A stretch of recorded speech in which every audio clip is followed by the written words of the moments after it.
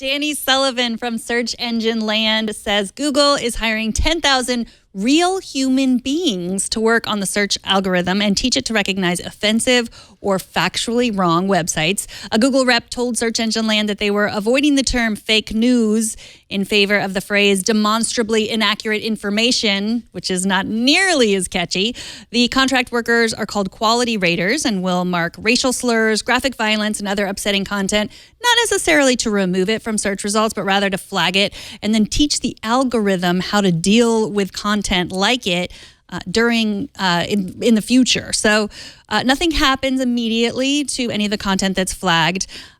Google's new guidelines also speak to people who search in their minds already sort of searching for what I like to call fake news. So, for example, if someone searches for evidence that the Holocaust never happened, they will also see factual information that, in fact, the Holocaust did happen. So they'll see that, not just, these websites that talk about the Holocaust not happening.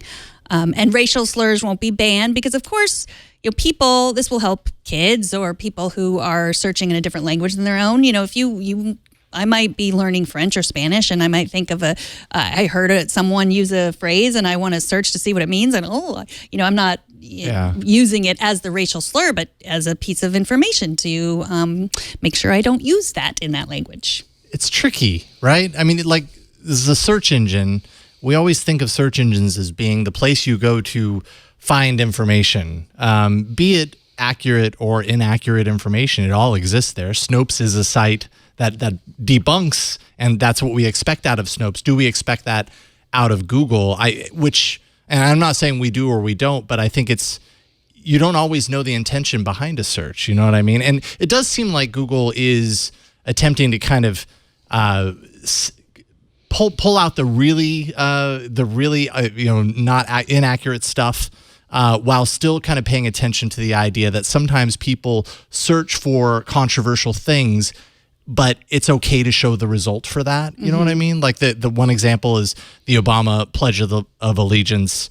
If you do a search for Obama Pledge of Allegiance, at one time the top result would have been, like a fake news site or whatever, confirming, in air quotes, that Obama wanted to get rid of the Pledge of Allegiance.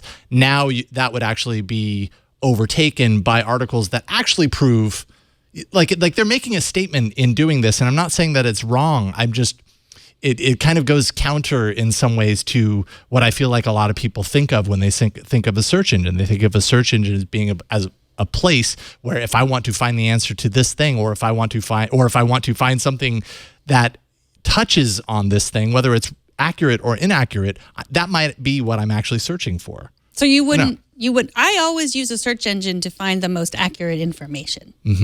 Yeah, well, I do too, but sometimes what if I sometime wanted to go on Google and I knew that I was searching for inaccurate information, but I wanted to find it to help me write a story? Right, like you wanted to look for all the people who are denying the Holocaust. Yeah. So you want to see what you want to go to their websites, and you can absolutely do that, but it's not going to be the first. Yeah, and I don't even think they're not removing anything. Right. They're just flagging it and teaching the algorithm how to deal with it, and they haven't really said specifically. Right. But and again, this gets back to the is it our responsibility to to sort out what's fake and what's not, or is it Google's, or is it Facebook's responsibility?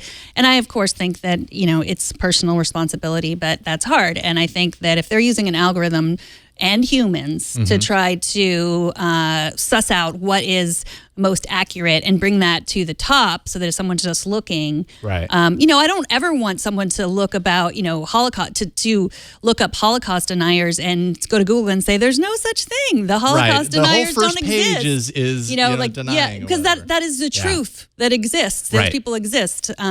So I think that I trust that their algorithm and their human beings that they've hired. A lot of human beings that they've hired to train this algorithm, right? Yeah. It takes a lot of people to train an algorithm, apparently. Apparently. It only takes one algorithm to train a lot of people.